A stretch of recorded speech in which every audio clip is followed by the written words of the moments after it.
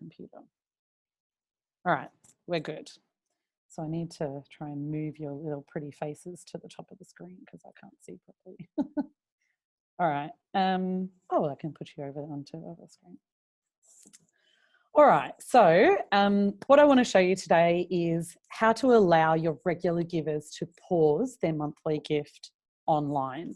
And really this is all about donor love and donor care and trying to understand that for a lot of people, their situation has changed. And it's, for some, they have lost their job. For some, they've had a pay cut. For some, they are just being really conservative, and maybe their economic situation hasn't changed, but their emotional or their just their level of comfort has.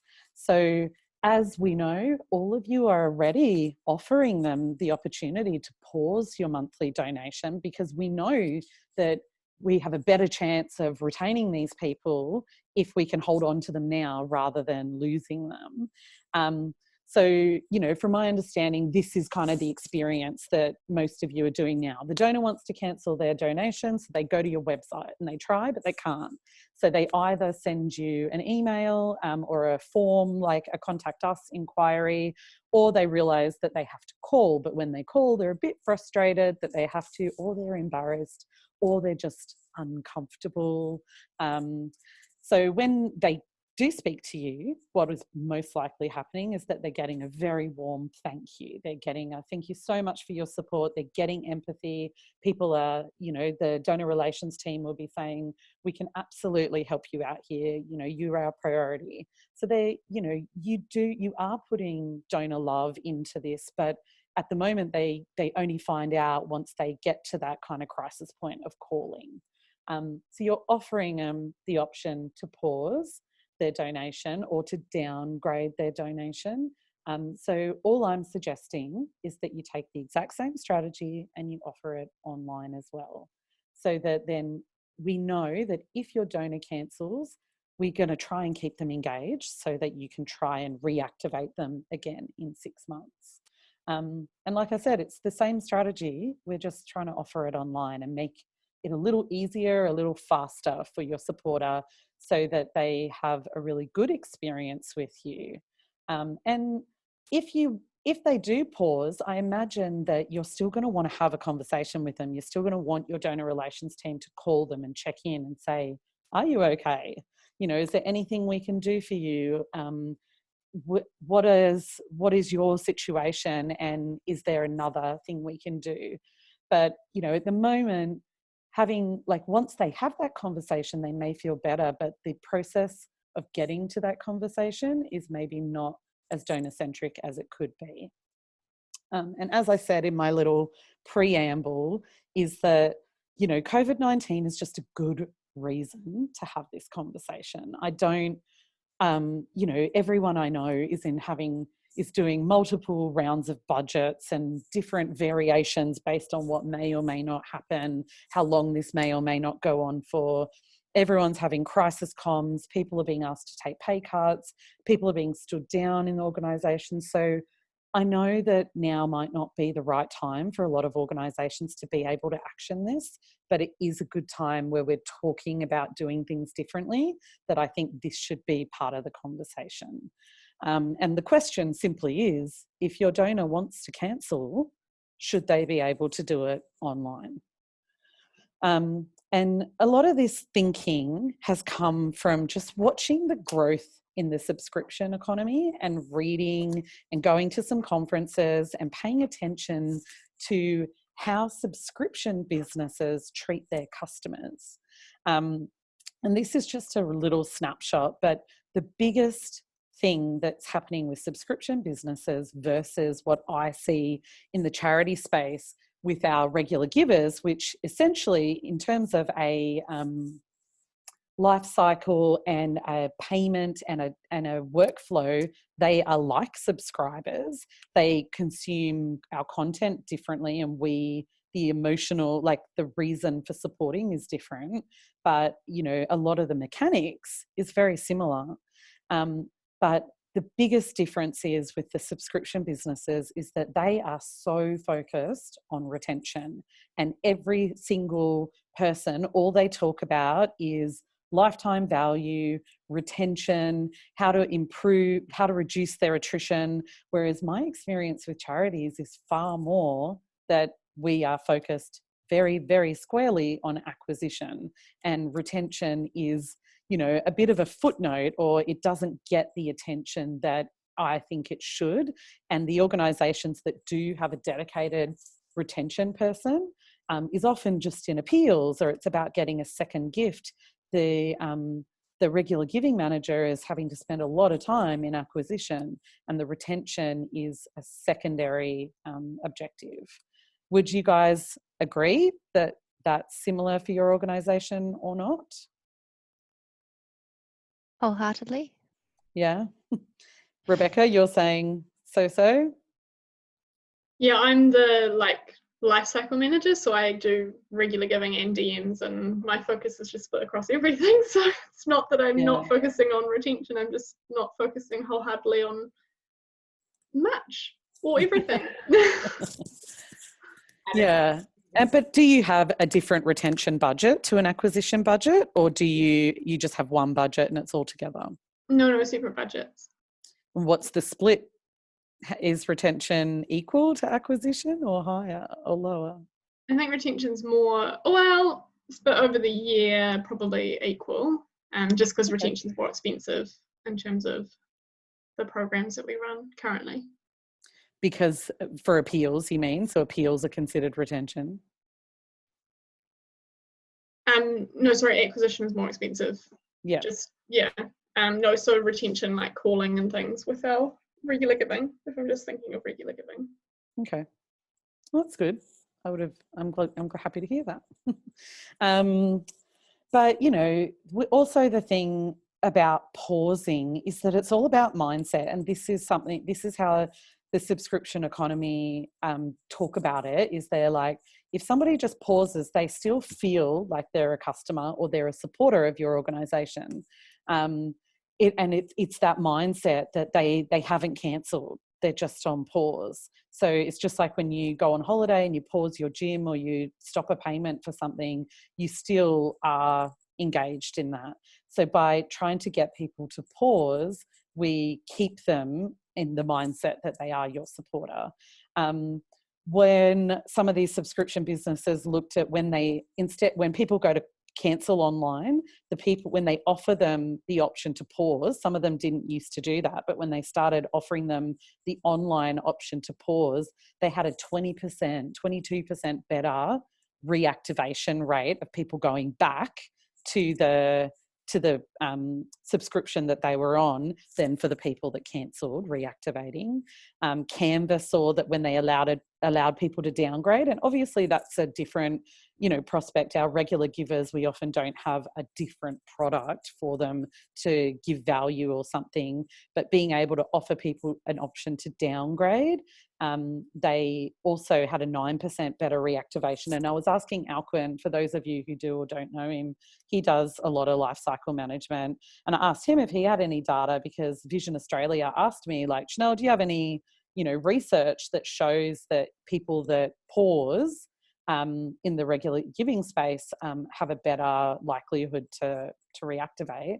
And I asked Alcuin, and he said, yes, we have looked at that. And he said people that downgrade their regular gift generally do churn at a later date, but he said they churn, the fact that they're better donor, and he said they do reactivate better because the fact that they downgraded rather than cancelled or paused means that they're better donors, they're more committed to the cause, they're more interested in staying in support. And if they ultimately churn, it's because their situation has changed, and they tried to downgrade, but they ended up having to churn, having to cancel because they couldn't afford to stay as a supporter. But he said they do reactivate better as well. Also, the other thing that some of them, like, the subscription economy are really focused on lifetime value. And I don't know whether this is relevant to the charity space, but they said that when people buy an annual, like they pay for their plan in an annual fee rather than in a monthly fee, they had more than double the retention rate and more than double the lifetime value than people that paid monthly. So, you know, and I don't see many people going, hey, I'm going to pay like my $1,000 donation, monthly donation up front. But it's just something to consider if people want to go, would you like to just, like someone might make a $200 or $300 annual one-off gift, but they do it annually rather than making a $20 monthly gift. I don't know how we would do that in a conversation on the phone, but it could be an interesting thing to offer people online instead of one-off and monthly. Maybe an annual gift is something to consider. But again, the other thing that people in subscription businesses just bang on about all the time, the reason they focus on retention is because it is an income driver.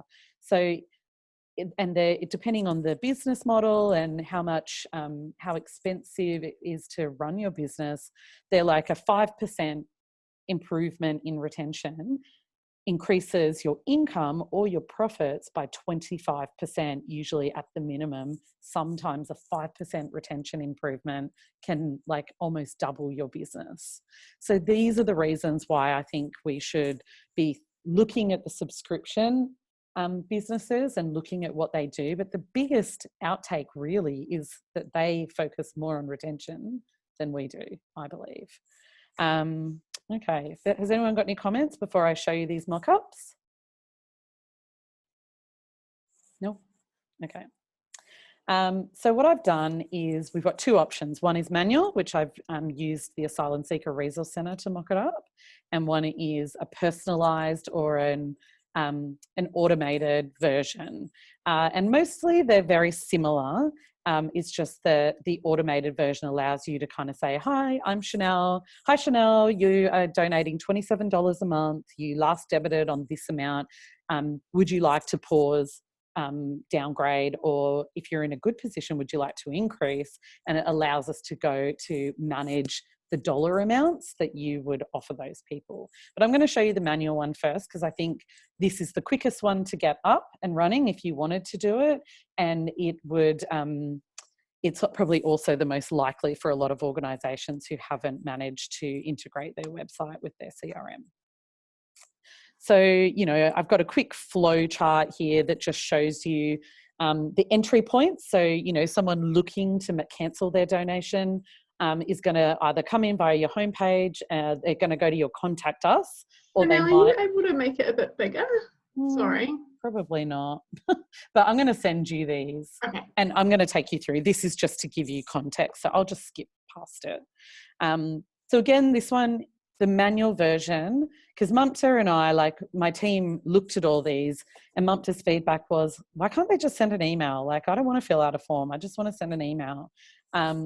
And my thinking is that during times like COVID-19, it's really important that when you guys have higher volumes, like if you're getting 20 cancellation requests a day, that you could be able to export them in a document, into an Excel document, and possibly do a bulk adjustment, like a bulk cancellation, rather than having to do them one by one by one. But it could be that it is managed a different way. Like, this is not the only way things can be done. It's just the way that I think is the best opportunity if you have high volumes. So the first one would be someone goes to your website, they come via Google, or they just type in your website and they go to the homepage, and there would be a block on your homepage, which this is only relevant, in my opinion, when you're in crisis times like now. Or if there was a natural disaster, or if it was a bushfire or something like that, where you would have a notice on your homepage saying, if you're affected by COVID-19 and you need to change your monthly donation, click here and we'll help you do that. I then would think they would get to a landing page where we are absolutely trying to drive them towards a pause. Like if you're in, so, you know, it's just like, Thank you so much for your many donations. We're so grateful for your generosity. Because of you, we're able to achieve our mission. But if your situation has changed and you need to change your monthly debits, please let us know. So we're trying to guide them towards pause, but there's also reduce. There's also for those who want to do more. And you will see that there is a really subtle, if you need to stop your donation, and there's a sort of hyperlink insinuating that they can do it online, but I see this as an optional, whether you offer them the option to cancel online or not. And I'll talk about that more in a couple of minutes, in a few slides. But if your organisation really wants to have that conversation, and not allow them to cancel without a conversation, then I think you just push them to the phone and you ask them to call.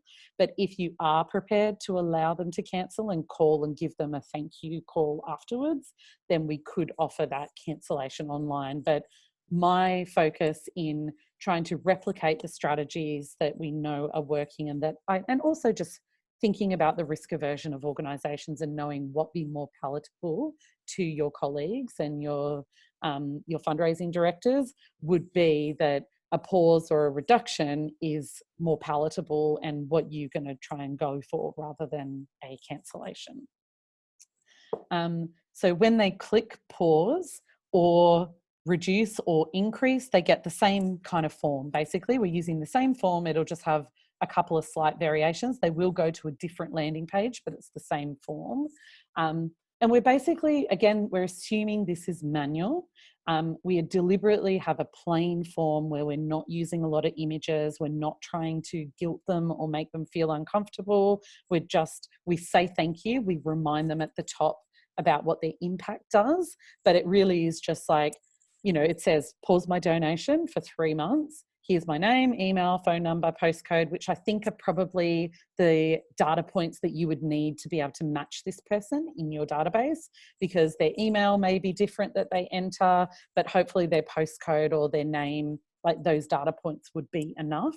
I've put membership number because some people will have dug out their old receipt and been prepared when they got online to, have to be able to cancel it. Some organisations have this My Oxfam, My WWF, where you can go in and manage your own, change your credit card details or export your receipts, but most organisations don't have that. And then there would be a drop-down box asking them, why do you want to pause? And during COVID-19, if you were to put it up there, it might say, I've lost my job due to COVID-19, or my financial situation has changed, would be a more general business as usual thing, and they can enter a message. So they would just hit the submit button. It would be the same for a reduction. It's just that for the reduction, they would choose, do you want to downgrade by 20%, by 50%, or we could offer dollar amounts, but it's really difficult to know unless you have an average gift that you'd want to work on. Percentages is probably safer for a manual thing. But once they hit that submit button, they're going to go to a thank you page. And this thank you page will be specific to whether or not they paused, they reduced, or if you offer them a cancel, whether they cancel. And it would be personalised with their first name. It would say, thank you so much for everything you've done so far. Just confirming you have paused your donation for 3 months. We will reactivate it after, in 3 months' time. We will let you know 10 days prior that it's going to start again to see if you would like to, if you're still okay, or if you need to pause further. When your request has been actioned, we will confirm by email. So that would be sort of the experience they go through, just trying to keep it really simple, keep it warm, focus on their needs and the task they're there to do. Should they on this, so here, if we're on this little very subtle stop my donation, if they did choose that, then, and you chose to give them the option to cancel on your website, then it would be a very similar form as well, where it has at the top, I want to cancel, but again, we still try to claw them back to pause. So there's a little simple thing there that says, you know, it's defaulted to cancel, and it's like, would you like to pause instead? Yes or no. But if they click no and they fill this out and they hit that submit button, they're going to feel like they have cancelled. So before I said to you, I don't think you should offer this online cancel form if you are still going to call them and try to claw them back. I don't think that's the right strategy. If you're going to call them and say, thank you for everything you've done, we're so appreciative, I really hope you're okay, that's okay. But if you're going to call them and say, you know, we noticed you cancelled online, just wanted to see if you wanted to maybe downgrade instead, like they've already made the decision, they've already been asked, would you like to pause instead? They've chosen to cancel. So for me, the reason I've written optional at the top of this slide is that I think you're better off not offering them an option to cancel online if you're going to try and call them and claw them back. I think you're better off just sending them to the phones and try to negotiate with them on the phones as you do now. So that's why I feel that this is an optional decision that really has to be managed based on how good your callers are, your retention and reactivation callers are, how good your donor relations team are, how under the pump they are. Like some of you know that your conversion, your ability to hold on to donors is really good. Others know that most people cancel anyway, regardless of the conversations. You may allow them to do it online, or you may allow them to do it online now during COVID-19, but you wouldn't allow it during business as usual. And that's really a decision you guys have to make. But I feel very strongly that I need to impress upon you that you should not offer this online if you're going to call them and try and claw them back in the first instance. All right, so that is the first version, which I expect would be manual. The second version, which I've used Vision Australia to mock up, is very, very similar. You know, the look and feel is a little bit different because it's a different brand, and I wanted to show you different ways that you could put these forms together. The difference in this one is that we're assuming that you can connect your CRM to your website so that when someone comes in and fills in that form and hits submit, that if your website is able to look up their record, that the experience they get on the next page would be personalized. It wouldn't just be a thank you, we'll action that request. It actually allows them to decide how much you want to, you know, pause by, how much you want to downgrade by in real time, rather than it all being done manually after the fact. So this one, I've just showed a different entry point.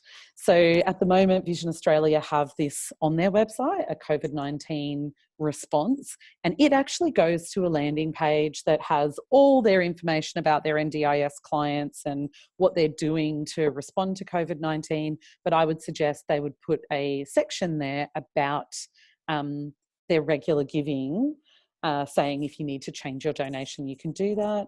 I also expect that most people that come to your website will go to your Contact Us page. So I haven't mocked that up because most of you have if you want to talk about your donation, call this number. I would just either have a button or a stronger call to action on your Contact Us page saying, if you want to change your donation, click here, and it takes them to the same kind of landing page. This one's a bit more subtle. It's still focusing on pause. The pause is still highlighted there. I did also mock up a version where that whole pause box is yellow, but it felt really, really in your face compared to the ASRC one. But again, how much you want to push pause or make it feel like the donor is making their own decision. So we've got the same options here. And what was really interesting in this one, when I spoke to a couple of fundraisers when I was getting my ideas together, Alan at the ASRC said that during the bushfire season in January and February this year, they like many charities, like we started taking all the postcodes that were in bushfire affected areas and we stopped targeting them for our lead gen campaigns.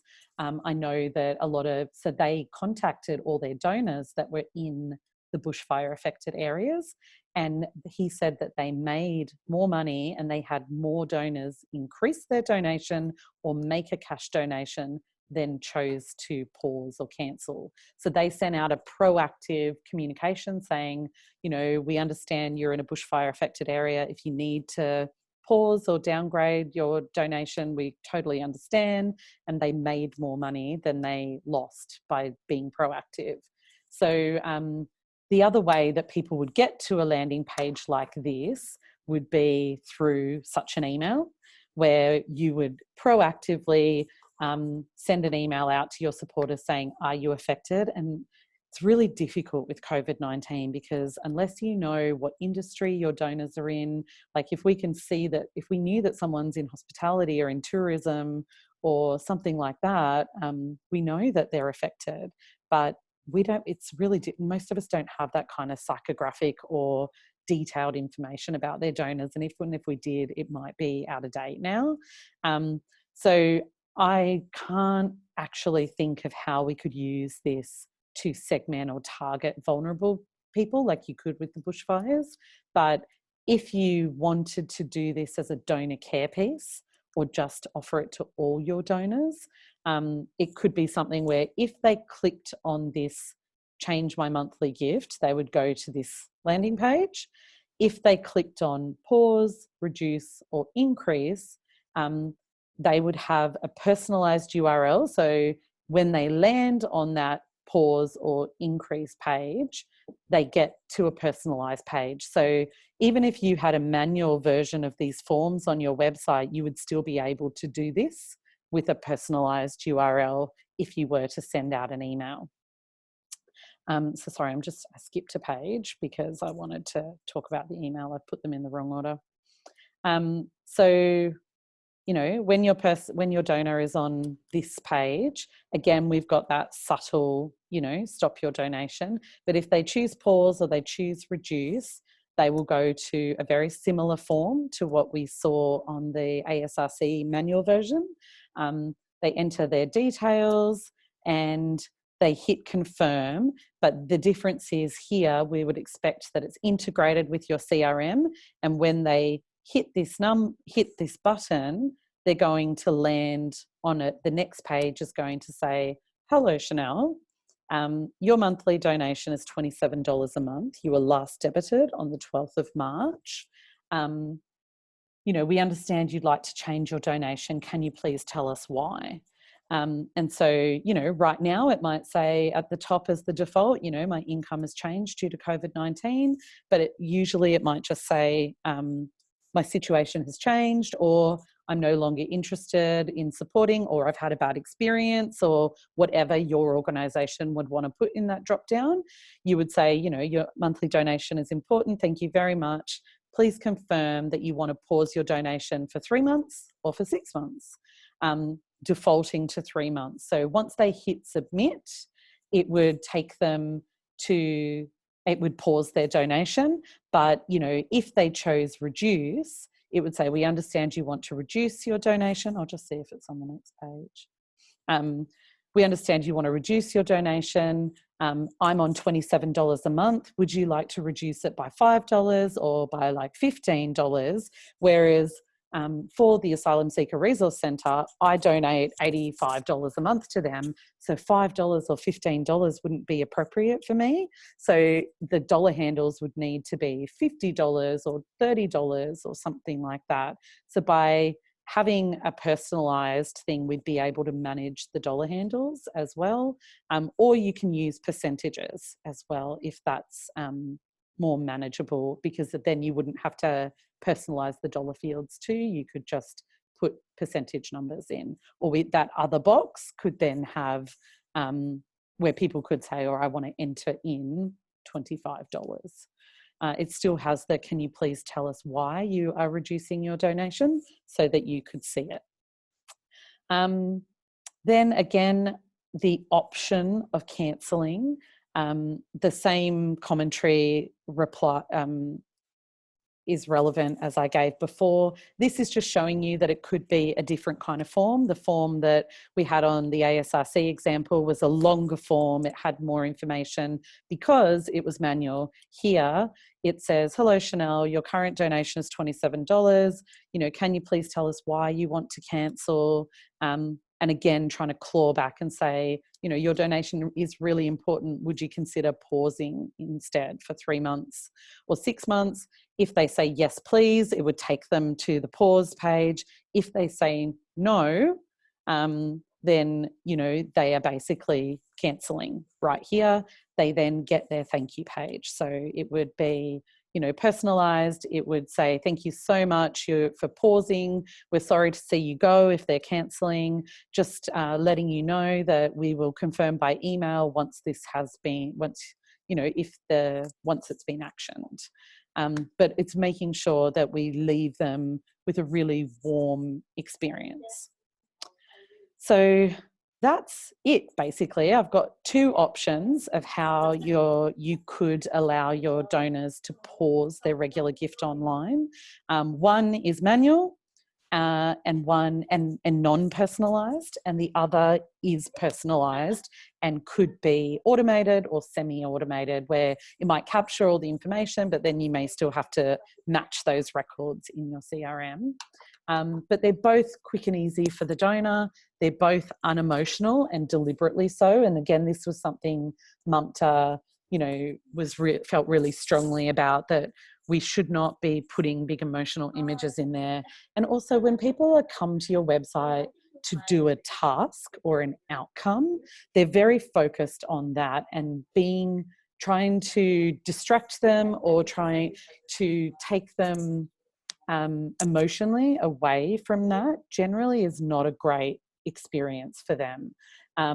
So the emphasis is always on pause rather than on cancel. Even though they've probably come with the intention to cancel, we want them to pause or downgrade. We're trying to make sure that they get the information they need, such as, we'll let you know when this has been actioned. And that's what some of these flow charts said, Rebecca, is, after they have completed that, they'll get a confirmation SMS and email saying, we have now cancelled your donation. And then, 3 months later, when they're due to start again, you would send them another SMS and email saying, just letting you know your monthly donation is due to be reactivated in 10 days' time. Please reply yes or no or please let us know if you need to pause it for longer. And if they don't reply, it would just restart again. And then for people that cancel, you would obviously have your reactivation plans in place for 6 months later.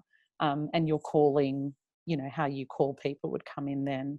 But what we are always trying to do is just try and match the experience that you're already giving them, just do it in an online capacity, because I believe that if we are going to be donor centric, that means putting their needs above our own. And we know our organisations have important missions that we need to be providing services to lots of people. Some are advocacy organisations, but others, like Cerebral Palsy Alliance, who's on the line, and Starship, you guys have you have to raise money to pay for services.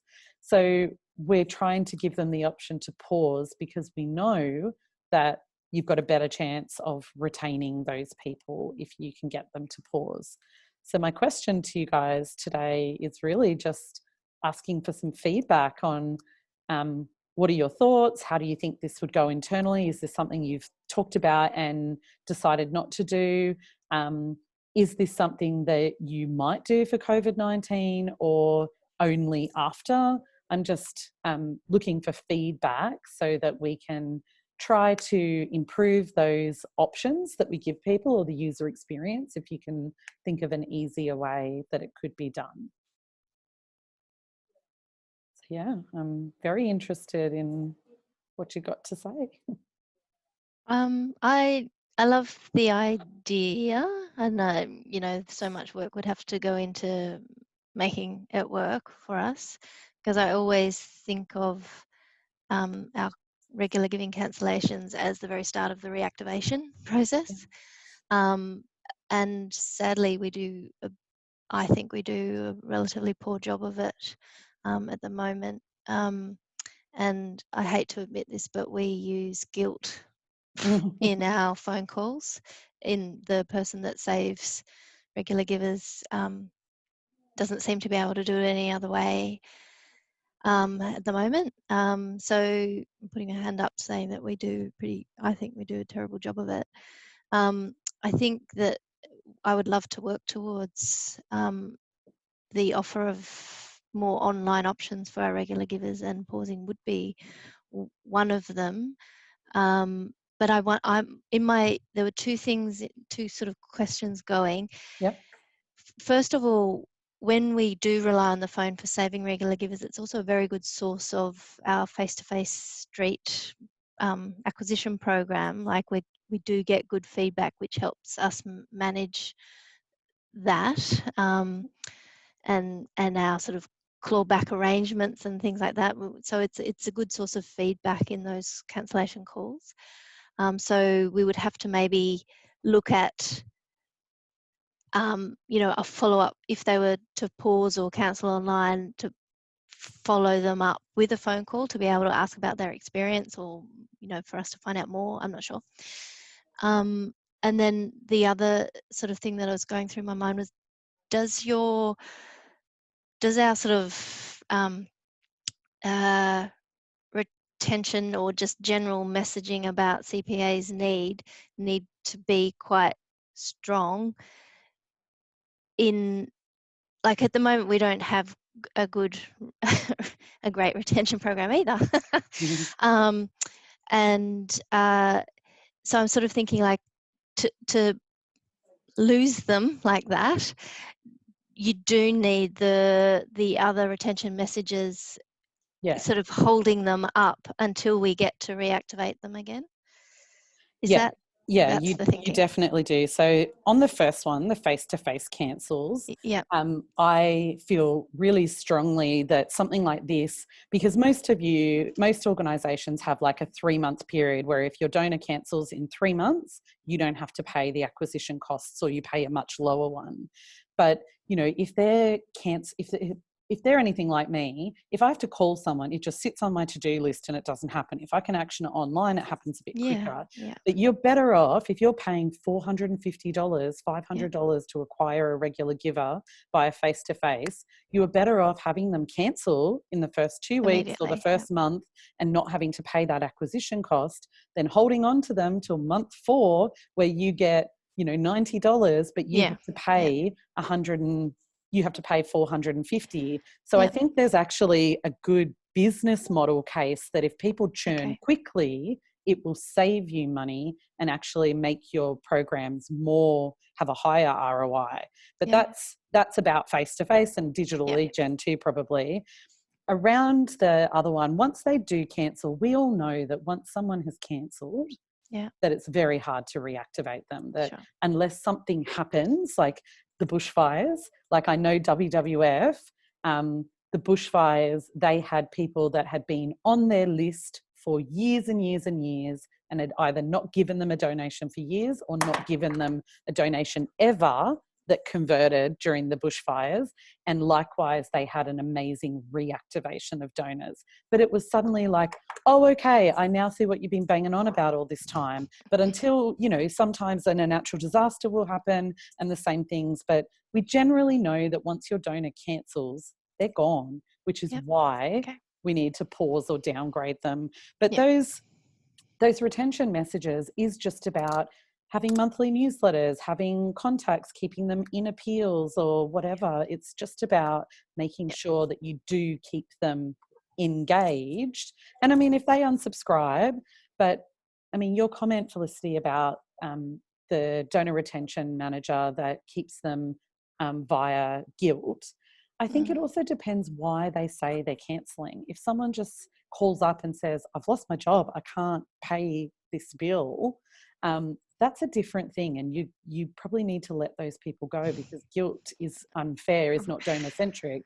But if someone calls up and is just like, I've had a bad experience, or I heard this thing about you, or I saw something in the news, or I just want to go to a different organization, maybe talking to them about the need is not a horrible thing to do in that situation. If they tell you they're financially strapped, it is, but not in other situations. Like, that is, you're trying to impress upon them the need. Guilt is just the much more plain language for it. Yeah. Okay, thanks. Like, Work to do. for like Maisa, did you have any thoughts on the user experience, in if it could be smoother, or if there's a step in there that you think's not needed, or any way to streamline it? No, I quite like how donor-centric it is, and there's the good principles of digital, which is when someone is online, they don't want to change channels. So that element of providing a good experience, that element, and empowering people to do so. I quite like those good principles you had there in terms of really keeping it donor-centric. I think this stuff that you had as well in terms of Canva, and how people that had a good experience in posing actually came back or stayed connected to the organization, that was quite powerful, even though it's a different industry. People were people. And in technology in very many similar ways. So yeah, I know it all made very good sense to me. I felt that it was interesting that Vision has that, there's a bit of, not necessarily in this topic, but they have that bar about COVID-19, and that's about fundraising. Because that's also the aspects of how that's impacting MDS and the services area as well, which is an interesting. Oh, they don't have, at the moment, if you look at their website now, it goes to a big long page and it's all about their clients. There's nothing in there about fundraising. I would suggest that that's a good place they could have put it, but it's not there. It's not there now. And how do you differentiate, I guess, because all the services are changing in modeling. How do you differentiate what's the fundraising need, what's the service change? So it's an interesting thing to see what you're suggesting, because it does looks like it's almost outside the page in a sense, but has that I thought that was interesting. And on Wednesday, when I presented, one of the girls from Chris O'Brien Lifehouse was on there, and she said, our website is so focused on the hospital and on cancer patients. She said, I know that it would be a massive win for me if I could get a donation thing put on the Contact Us page, because in general, people are just like, no, this is for our patients and their loved ones. So they don't have almost anything about fundraising or donors on their primary website. So she said, if I could get them to even put a link saying, if you want to talk to us about your donation on the Contact Us page, would be a really big political issue for her internally. And I was like, well, surely they have to acknowledge that if you are soliciting donations, you have to give people an opportunity to contact you. But yeah, every organization is different. Like, I was like so surprised by that and was like, wow, I can't believe that would be a difficult conversation. No, I understand that. And one thing that you mentioned that was quite interesting was from the Asylum Seeker Resource Center, that they were proactive in sending a communication out to people during the bushfires. And people, would you like to downgrade or pause, and they actually made more money with that. And I thought that was very powerful. I know it's a very different audience, how they support us, but that was a very interesting case study. Yeah, I'm not surprised, because I think there would be people now that are, because I'm friends with so many fundraisers on Facebook, and I saw Lisa Chang from Lifeline, say she had a $500,000 donation from a major donor saying, I want to do as much as I can right now in this crisis. I'm in a good place. I know my mum has increased her donations to the Salvation Army and organisations like that. So I think a lot of people are in a good place and are prepared to do more. The difficult thing with COVID-19 is, how do we identify the at-risk people and offer them proactively, but not, proactively suggest to our donors that are A-OK that they should maybe can't pause or downgrade, because we still are facing huge problems in our incomes changing, and we can't, be too risky. So that's the different thing with the bushfires. There was a geolocation. I don't know. I'd be really interested if any of you have an idea on how you could do that, or if you have certain attributes in your CRM that tells you something about your donors that you may be able to identify at-risk people, because I can't think how to do that right now. So they just send it to people that lived in the postcodes that are more affected. Okay. Yeah. So yeah, and that's what I can't figure out for COVID-19, if there's a way to do that. When there's like natural disasters in the future, you know, like cyclones up in northwest Queensland or in Darwin or something, you know, I can see how you can isolate, but it's very difficult with this COVID-19. Do you think that for people that have a large enough pool of regular givers would be worthwhile doing a bit of a control testing? So yeah, like segment and seeing how people react, because we can't really determine through postcode or geographically speaking. But one thing that's happening right now is that for some people, and not most people, but some people are actually getting financially advantaged right now, some specific industries. Yeah, digital is one of them.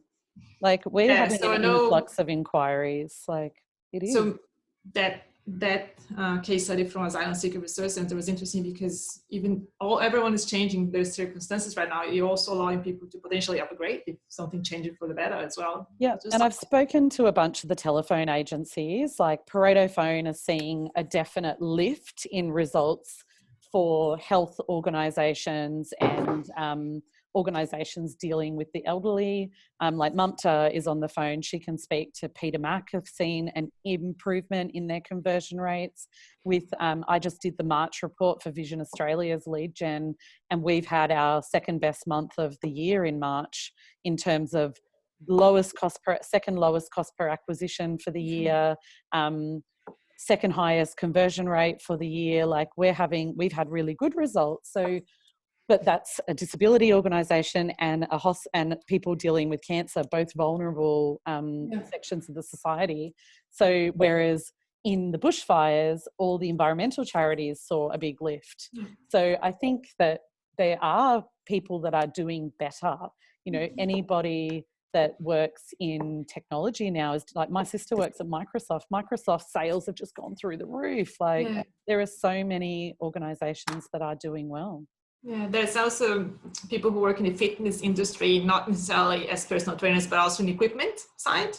It's also doing really well. People are buying more treadmills, people are doing all those things. So there's pockets in the society that actually are more needed now than before.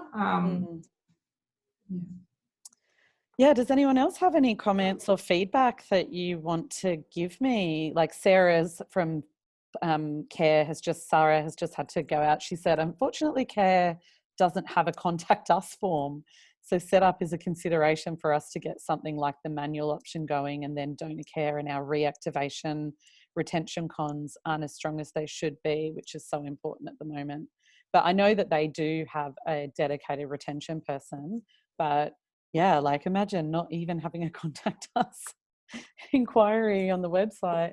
I mean, I know I find it infuriating when I'm trying to call somebody and I cannot get hold of them. You know, you can only cancel via this antiquated method. It's very annoying. So yeah, sorry, did anyone else have any feedback or a comment? Yeah, I guess, oh, sorry, you go, Charlotte. Oh, I've literally just forgotten what I was going to say. So you can go. Sorry. That's okay. I was just going to say, we're a little bit similar to one of the examples you gave earlier around, like, the foundation owns the hospital website, but which we have like a tab on. So there's one for the hospital, one for the staff, and one for the foundation. But we don't have much, if any, control over the homepage, which is quite annoying, particularly when people see Starship as the whole. They don't see them as separate entities. So I really liked the idea that you'd put it onto the Contact Us page, because that's sort of where I often struggle, is I'm like, where do I put this information that people are actually going to be able to find it without having to, you know, lots of people just are never going to see half the stuff on our website because it's through so many different like buttons and links, and there's nowhere appropriate for it. So the Contact Us page is a really good suggestion. And if you look at your Google Analytics, you would see that generally the top 5 pages on your website are almost the same every month. In your homepage, your About Us page, your Jobs page usually, your Contact Us will be like 4 of the top pages, and then maybe your volunteer, or maybe your climate change, or maybe something else. But in general, your Contact Us page is also one of the most highly trafficked pages on your website. And it makes sense to put it there, right? Because it's, you know, like That's you say, what we're looking for. I need to do something, and maybe contacting you is the way to do it. So yeah. I wish we were automated so that we could do the personalized pages, but I think but like I said, you could, if you send out a proactive email, we could personalize the experience by passing that information through the email click.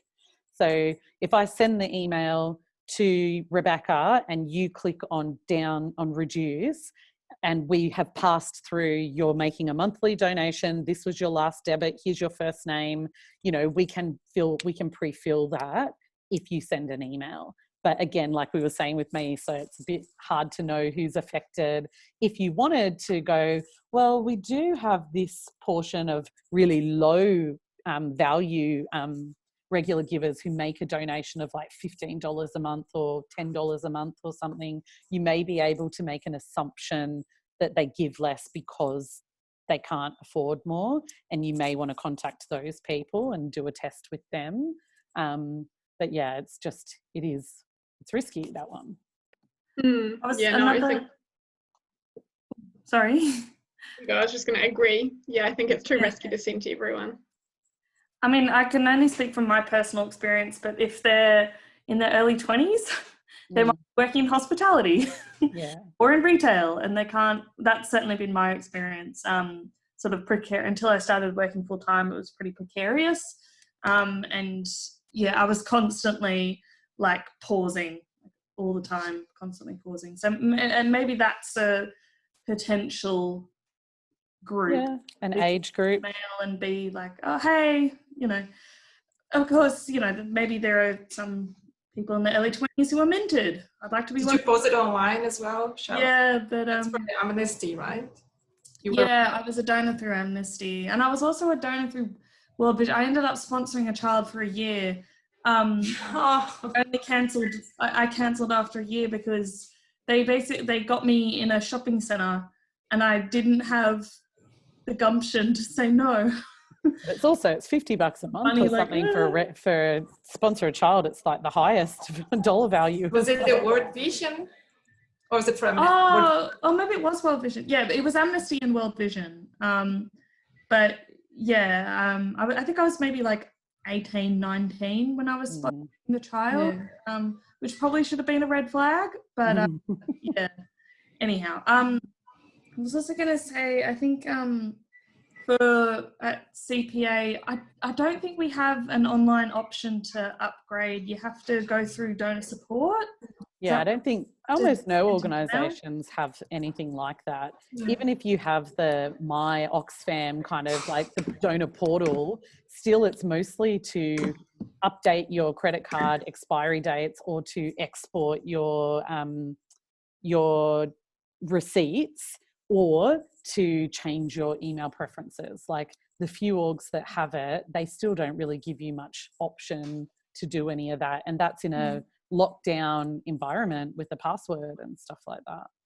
But so yeah, I'm just trying to make this as accessible and easy as possible. And those were the 2 ways I could think it could be done. Okay. Well, thank you so much, everyone. I'm really grateful for the feedback. I'll send you guys all the slides so that you can have some conversations internally if you want to.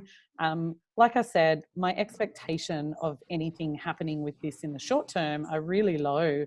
What I'm hoping is that while everyone's talking about, oh, maybe we should not be so heavily events focused as it's now, you know, a risk, or maybe we're too acquisition focused and now that face-to-face is turned off, it's a risk. I'm just hoping that while those conversations are happening, this can be another one, just about how to make things easier for our donors without being silly, reckless, and, you know, making it too easy that they are gone. All Great. right. Well, thank you Thank so you very much. much. I Awesome. appreciate Good it. chat. Yeah. And good to see you. Thank you. Yeah, ditto. All right, Bye. ladies. Have a See ya. fantastic day.